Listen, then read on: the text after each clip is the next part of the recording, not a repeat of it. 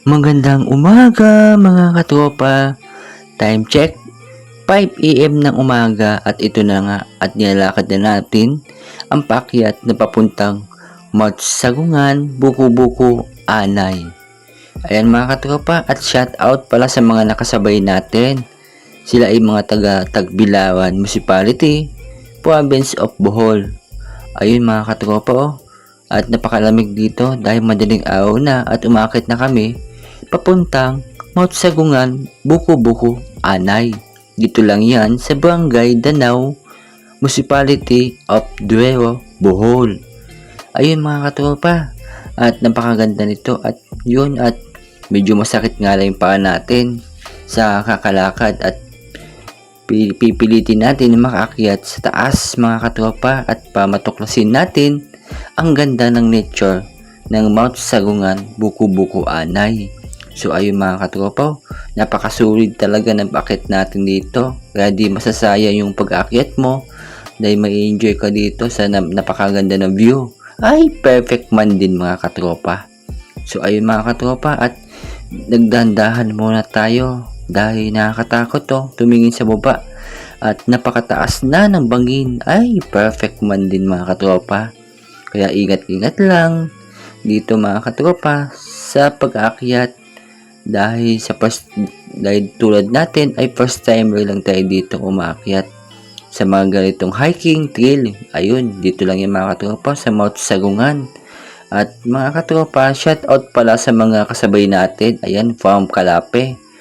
Ayan mga katropa, muntik na tayo mahulog at madulas. So ingat-ingat lang mga katropa dahil malamig dito sa taas. At kita natin yung mga ulap. Ayan, napakaganda ng view. Ay, perfect man din mga katropa. Sulit yung akyat natin. Kahit mapagod pag-akyat, ay tiniis natin para mapuntahan natin ito. At makita natin yung ganda ng nature ng Mount Sagungan, Buko-Buko, Anay. Ay dito na nga mga katropa at papunta na tayo sa next station ng Mount Sagungan. At kasama natin sila, mga taga Kalape Municipality. Ayan.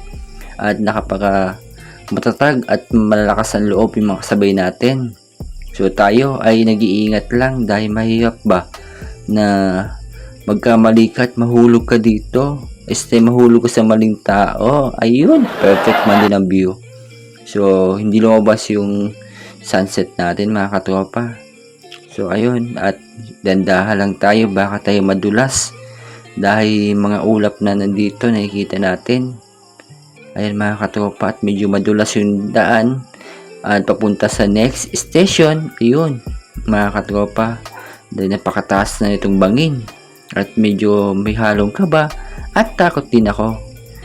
Ayan mga katropa. So ayun mga katropa, ingat-ingat lang tayo dito. Ay sa iyo mga katropa, makasabay natin sila sir. Ayun sila pa yung makasabay natin pag-akyat dito, lalo sa tour guide kay Ma'am Seya. Thank you so much. Yun sa mga taga Municipality Kalape. Yan, kila sir. Ayun, napakagandang ng view. Ay, perfect man din kung ganito yung makikita mo sa pagtaas mo, pag hiking mo. Sulit yung pagod mo. At sila pala yung mga katropa, mga kasabay natin pag-akyat dito sa Buko-Buko, Anay, from Tagbilawan City at from Kalape at mga tour guide ng Barangay Danau, Municipality Duero. Sila yung mga tour guide. Ayan mga katropa. And thank you so much po pala sa Barangay Captain of Danau.